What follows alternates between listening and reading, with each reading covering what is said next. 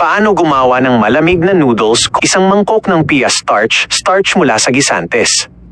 6 na mangkok ng tubig. Isang kutsarang asin.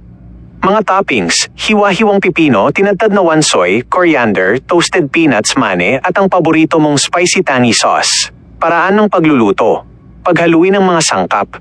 Sa isang kaldero, paghaluin ng isang mangkok ng pia starch, 6 na mangkok ng tubig at isang kutsarang asin. Haluing mabuti bago buksan ang apoy para hindi mamuo o lumubog ang starch sa ilalim. Lutuin. Lutuin ito sa medium heat habang patuloy na hinahalo hanggang sa maging malinaw at malapot ang timpla.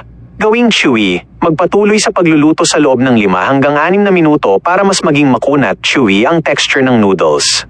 Palamigin, ibuhos ang timpla sa isang lalagyan, tapikin ng dahan-dahan para maalis ang mga bula ng hangin at hayaang lumamig ng natural sa room temperature.